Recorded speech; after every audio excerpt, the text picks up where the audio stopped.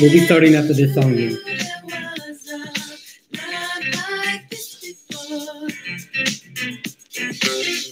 Never had someone to show me a love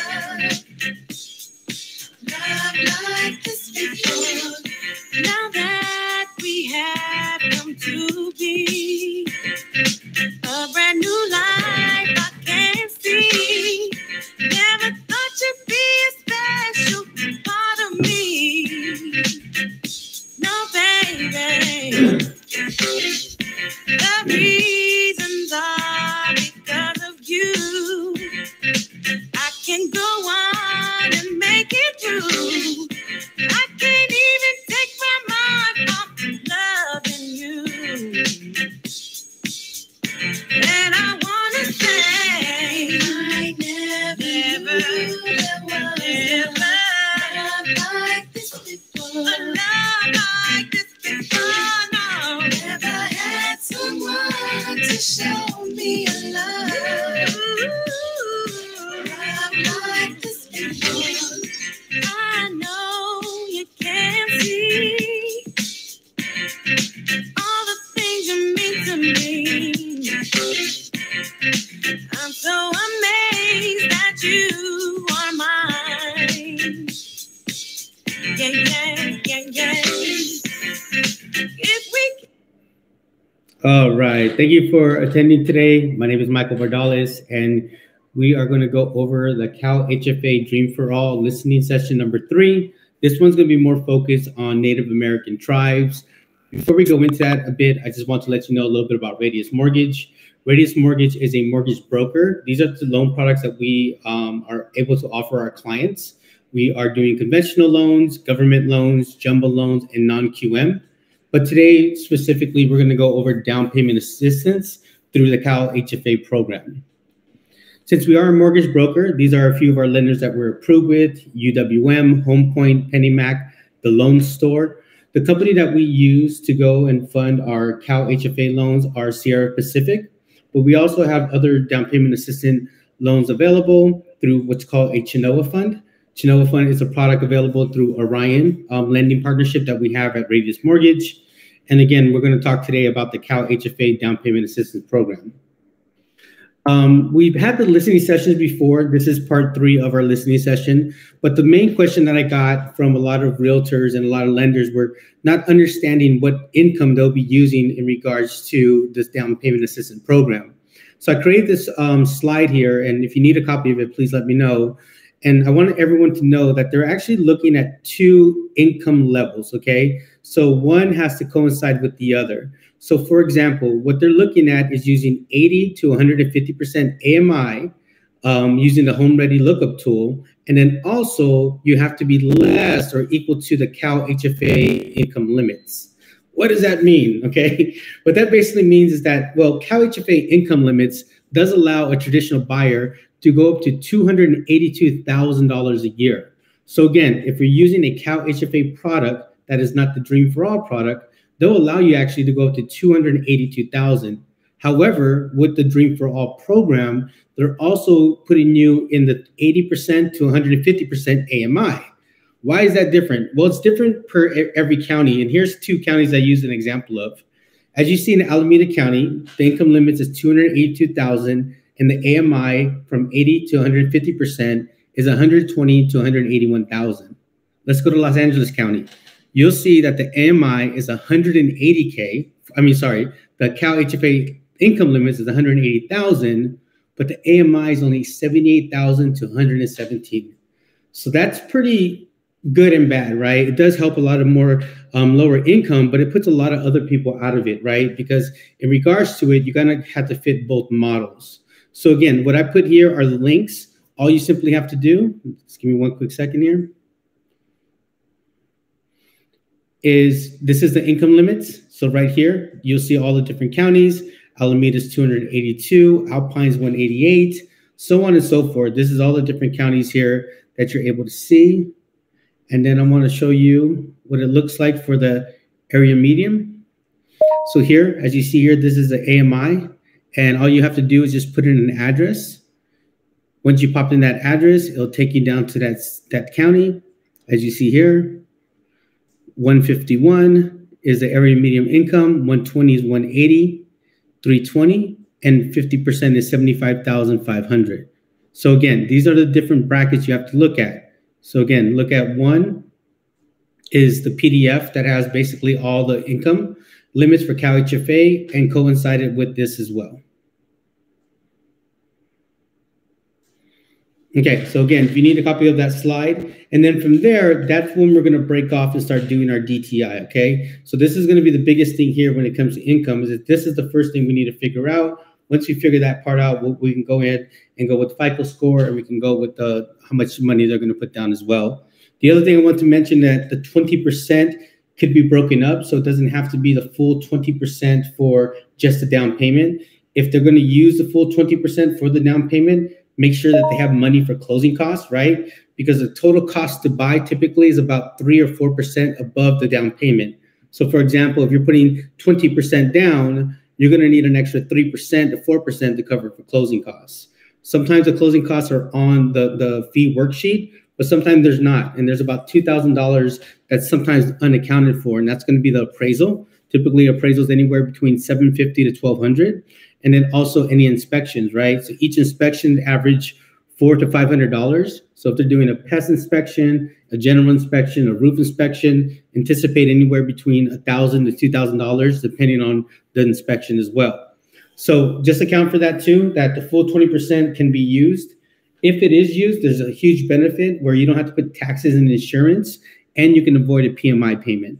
So those that can benefit using the full 20% is going to benefit more on payment as well. So again, any questions you have, please let us know. I want to put here also there's training, right? So like definitely we have these listening sessions, but there's in-person training and also online training. As you see here, the month of April, they're pretty much all full. Luckily for myself, I'll be attending the April 13th here in Roseville, which is located in Northern California. But again, always look online here for more future dates. But if you want to just go on demand, they have a bunch of these trainings available from FHA, conventional, VA, USDA. So we can definitely learn a lot about these programs here that's coming on board. But again, any questions, please reach out to me. My name is Michael Bardales. That is my email, michael.bardales@radius-mortgage.com. And the best number to reach me is 415-906-5893. If you're using the Radius platform, there's definitely a message feature that you can do. And you can go ahead and leave your message and all that good stuff there. So without further ado, I'm going to go into the listening session. Again, this one is pertaining more to Native American tribes. They're going to go over a bit about the Dream for All program, tell you exactly how it works, explain a little bit about the income. I think the one I explain is more detailed, but they'll share a little bit about it and then go right into the Native American benefits.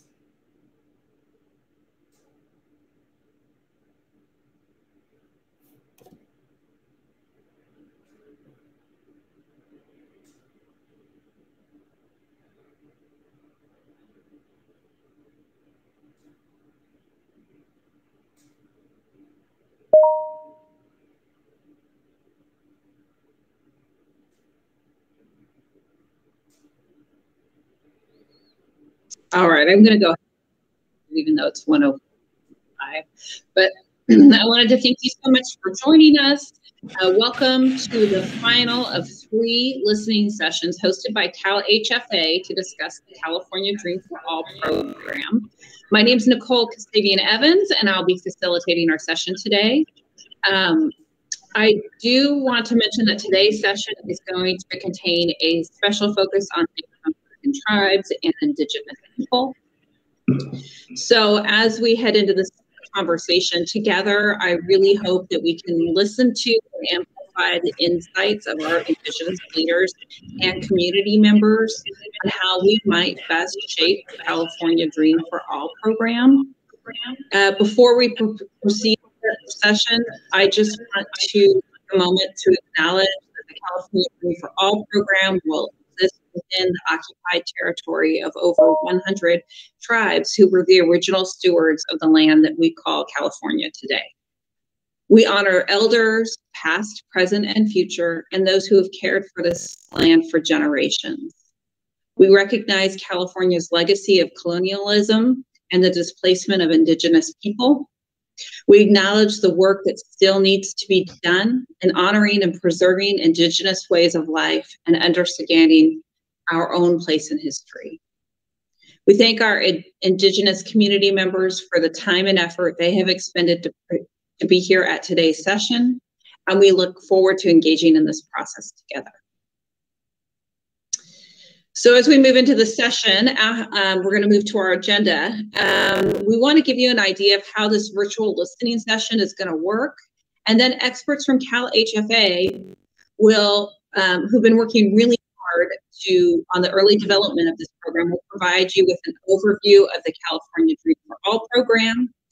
They're going to give you some key requirements for the program and some of the implementation goals. And really, what we're really here for and what we're looking forward to is the discussion part here. So once the formal presentation has completed, which won't take too long, we'll have the bulk of this time reserved here today for you to weigh in and provide your input.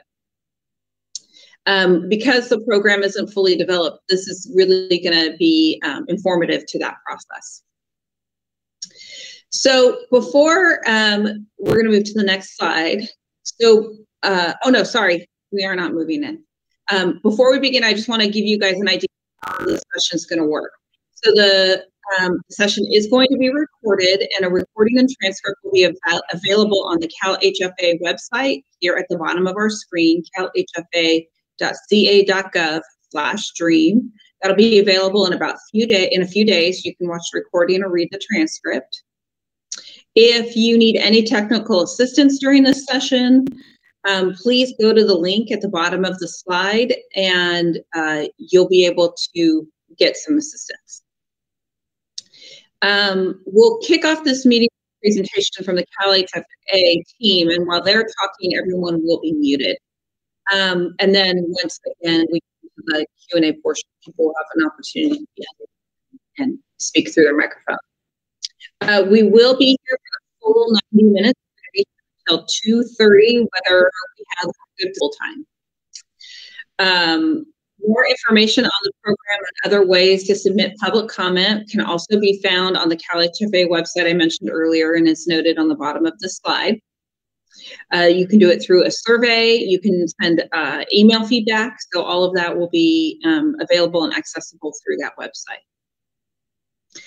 After this, so I do want to mention too, as you're hearing this presentation from CalHFA in a few moments, this program is still in development. So as I said, your comments today will inform that development. All your questions cannot be answered at this point in time. I just want you to know that. So when you're thinking about and listening to the presentation, and then we head to that public comment portion, I really want to encourage everybody to think about providing input in phrased as a recommendation or something for consideration or a comment or raising an issue or a barrier or an opportunity versus asking a question, because honestly, at this point in the game, there aren't a lot of answers to questions. So understanding where you're coming from or what your thinking is or what your recommendations are would be very, very helpful at this point in time and may influence the development of the program. So with that, I'm going to get started with our presentation. I'm going to give you a little overview of how we got here today to this time. So we'll go to the next slide now. A little ahead of myself before. But so recognizing that housing costs in California are exceptionally high, leaders in the state have been working very hard to address our affordability issues and many different aspects of our housing challenges. In terms of affordability, though, California Treasurer Fiona Ma worked with California Forward to develop an innovative shared appreciation lending program to help make home ownership more attainable for many Californians, especially low to moderate first-time home buyers, with a particular focus on communities that have been locked out of home ownership historically. That concept, which was created through AB 140, and then that concept was adopted through the state budget process through our Senate President Pro Tem and resulted in a $500 million budget proposal that was embraced by our legislative leaders and our governor. With the budget passing this summer, the responsibility shifted over to CALHFA. They have been tasked with designing, implementing, and ensuring the program and ensuring that it's sustainable. And so that's really how we ended up here today. We're really at the early stages of, again, program development. And you're going to learn a little bit more about that right now from Ellen Martin with CALHFA. She's the Director of Business Development and Stakeholder Relations, and she's going to tell you a little bit more. Thank you, Ellen. All right, great. Thank you so much, Nicole. So I'll spend just a bit of time offering an overview of the California Dream for All program. I'll start with what a shared appreciation loan is, and then I'll move into the statutory requirements for the program and end with a brief overview of our goals as we implement the program. So the Dream for All program is a revolving shared appreciation loan program that provides loans for a down payment to qualified home buyers. Upon sale or transfer of the home buyer will repay the original down payment loan plus a share of the appreciation or the increase in the value of the home. So hypothetically, if under the Dream for All program, CalHFA provides a shared appreciation loan that amounts to 20% of the home's purchase price, the borrower would then repay that 20% plus 20% of any appreciation in the value of the home, which means that the consumer will retain about 80% of the appreciation in the home's value. Next slide, please.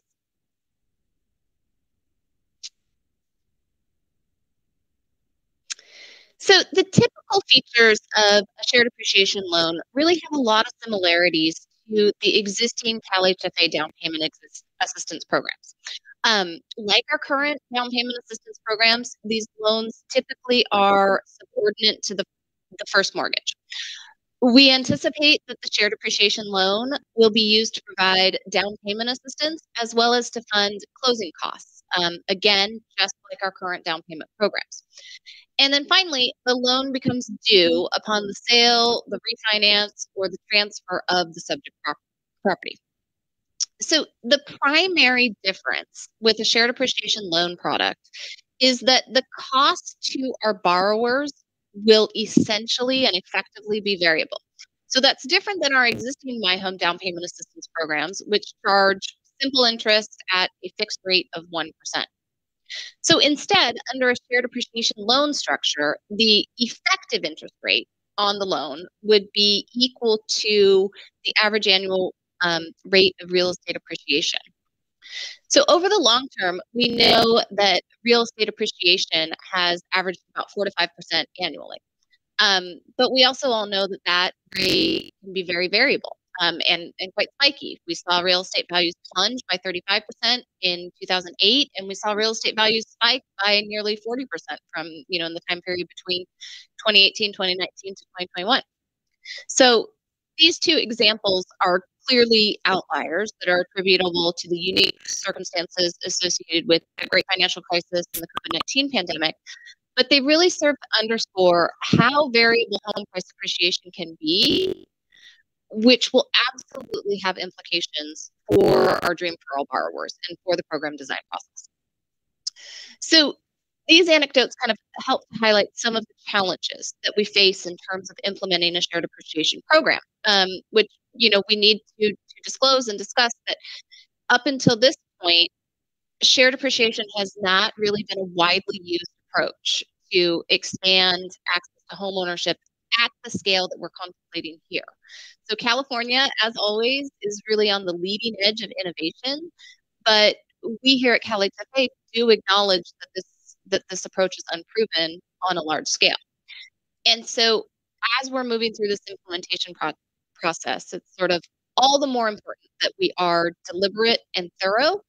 And we're certainly glad to have the opportunity here today to hear from members of the public and to hear from our stakeholders about how we should shape this program and to have the opportunity to receive that input. So moving on to the next slide. The 22-23 state budget established the Dream for All program and allocated about $500 million to the program over a 2-year period. And then, as Nicole said, designated the California Housing Finance Agency as the administrator of the program. So the authorizing statute sets forth the broad parameters for the California Dream for All program that are identified on this slide, and include sort of these specific requirements that we have up here. So the Dream for All program must include a shared appreciation loan feature. The objective is to expand access to home ownership by helping low and moderate income home buyers that are purchasing owner-occupied homes. Importantly, the design impede wealth creation through home ownership for participating home buyers. Also importantly, the program should maximize the number of households that are assisted over time. So we need to ensure that the funds that we use to help one homeowner are then recycled as they're repaid to help future homeowners. The shared appreciation loan must be paired with the CALHFA first mortgage.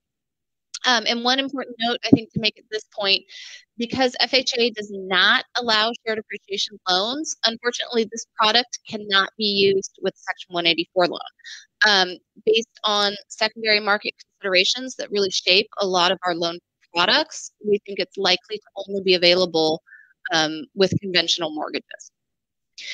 And then finally, because shared appreciation loans are a complex financial product, the program design needs to include adequate consumer protections and disclosures that will ensure that the consumer understands their loan. Next slide, please.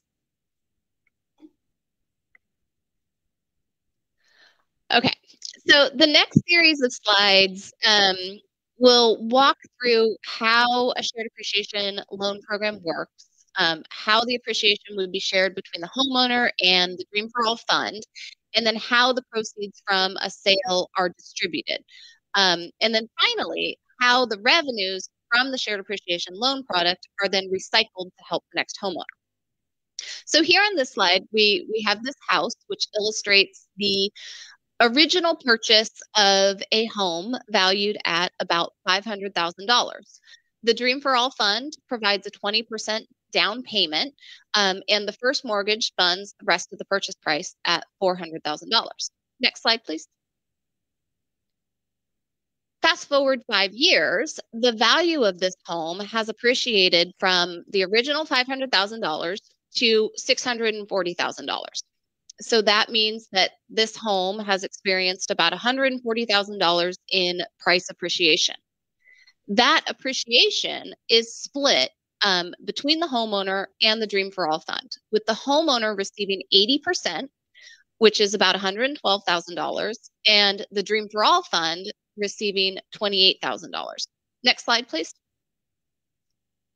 So when this homeowner goes to sell this home at $640,000, they will owe the payback on the shared appreciation loan will be equal to the original amount of the loan, that $128,000, plus the program share, or excuse me, that $100,000, plus the program share of appreciation, which is the $128,000, for a total of $128,000. That's the Dream for All loan payback. There's remains a balance on the first mortgage in the amount. Originally, the first mortgage was $400,000. The property owner has been making principal payments on that first mortgage over the last 5 years.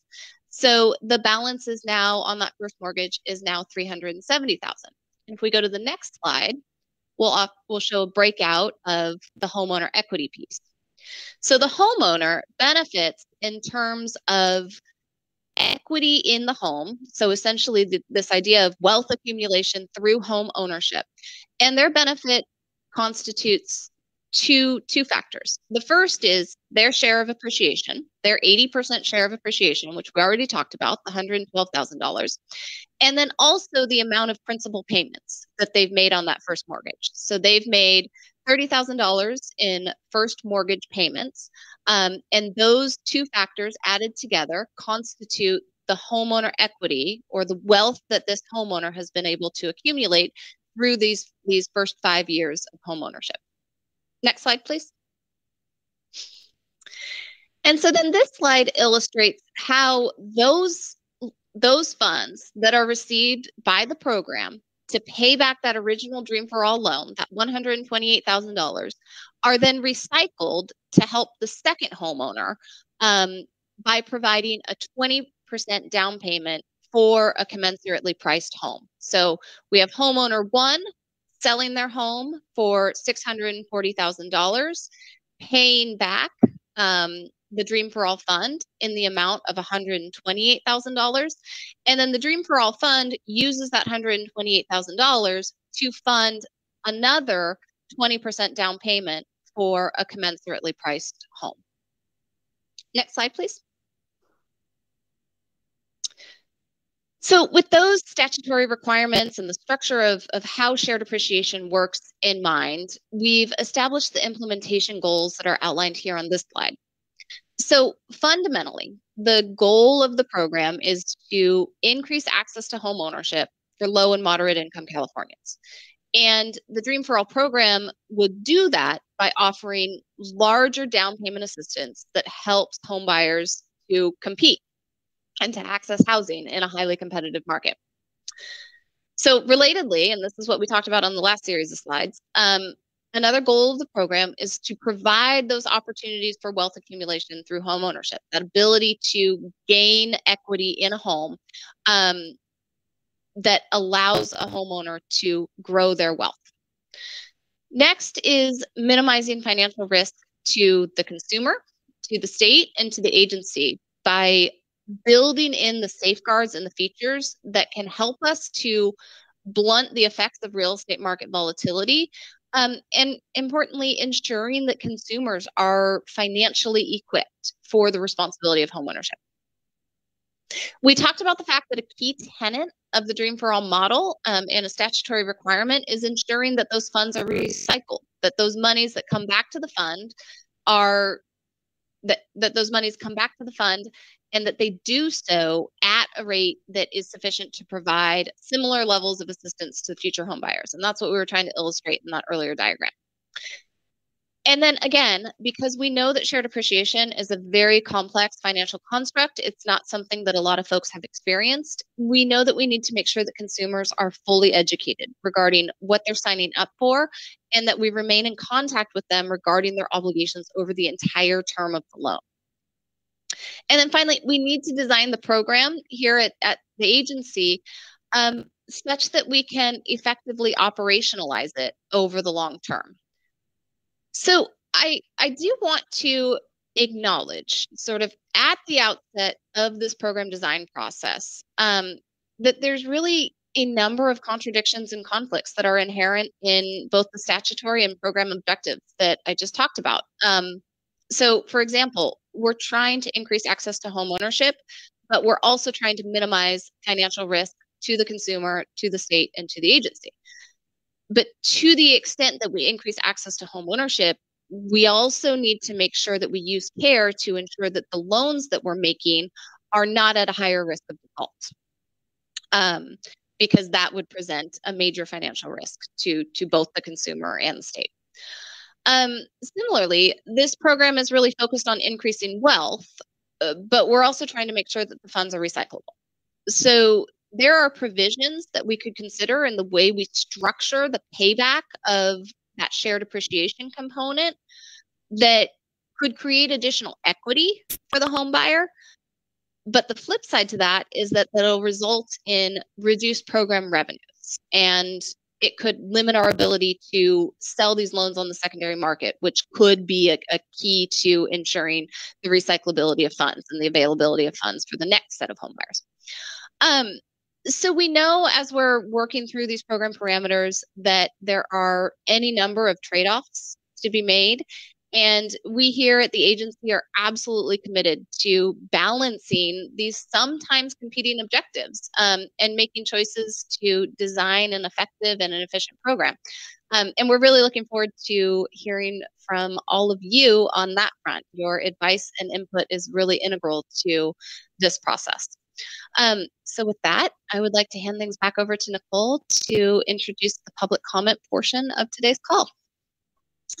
Thank you, Ellen, and thank you for your excellent presentation. It definitely shed a little more light onto the program and was really helpful. I hope it helped everybody who is joining us today think about the questions they may have, or I'm sorry, not questions, comments, input, feedback that they might have for us today. So as we head into this public comment portion of our meeting, I just want to remind all of you, the plan is in development. We don't have answers to your questions, even though what I just said, and really would appreciate your feedback and input. So as we start taking your comments and input,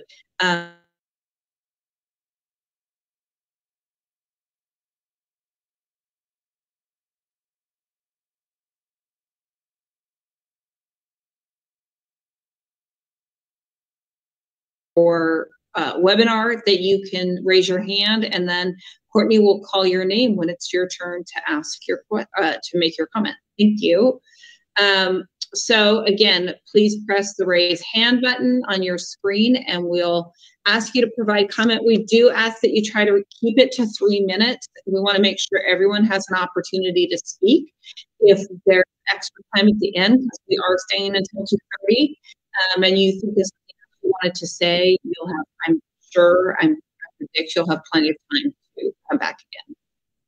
So I will ask Courtney to start taking our first questions. And also, I should mention, you can provide feedback a few ways. You can write your question here through the webinar, or you can speak your question. You can also email a question to us at feedback@calhfa.ca.gov. And then there's also a survey tool on the website here, calhfa.ca.gov/dream. I will say, with our special focus again on Native American and tribal communities, we're really hoping to get your input on how you think this program can work best for your communities.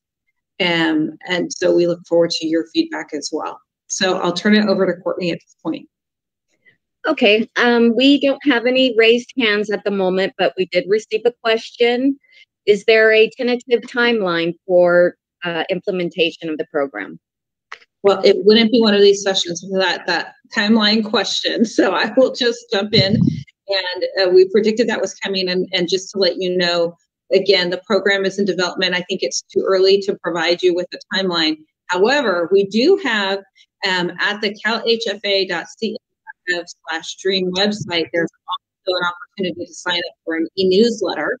And in that e-newsletter, you're getting all the latest updates, breaking news, what is happening with the program. So the best way to stay on top of that timeline once it's settled and finalized is that will be released through the e-newsletter. So please, please be sure to sign up for that e-newsletter.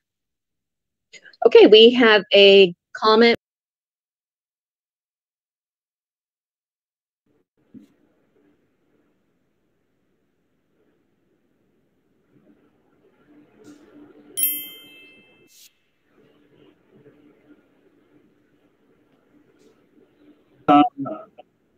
I'm still unclear about how you can work on tribal allotment lands. And the other one comment I have, I think if we're looking at getting tribes involved with this, that there should be consideration given to having a tribal set aside the funding for loan. Thank you. Okay, Dave, thank you. That's a helpful comment. And in terms of, you know, how to structure, I think I remember you did participate in the last session as well, and thank you for that. If you have, and maybe I won't put you on the spot right now, but if you want to take some time to think about that issue related to how the lending could work for tribes, that would be great if you think about that a little bit and offer any kind of insights that you can to CalHFA. I think it would be greatly appreciated. Okay, Nicole, our next comment is going to come from Max Huser. Please unmute your mic, Max, and go ahead with your comment. Hi, can you hear me okay? I can, Max. Thank you. Oh, terrific. Yeah, I actually posted my questions there in the chat there, but I was curious to know what's the income limits for the folks that want to be able to apply for this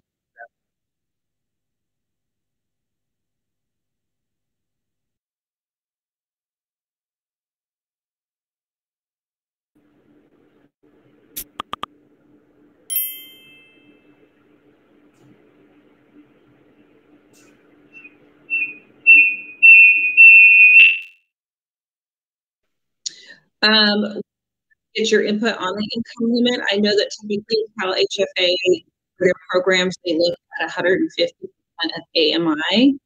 So that would be something to think about. But if you have any other recommendations that you want to provide, not necessarily putting you on the spot again, if you want to think about it and submit that through the email feedback, that'd be great. Gotcha. Yeah. Okay. I can definitely try to submit some feedback through those forums you guys provided. Great. Thank you, Matt. And Nicole, at this time, I'm not seeing any raised hands, and we don't have any submitted questions. All right. Thank you, Courtney. Well, we can maybe you are pondering and thinking about the great presentation Ellen just gave. So hang out here for a few minutes. I will say in the meantime, we have some prompts here for you to consider. We'll switch to that.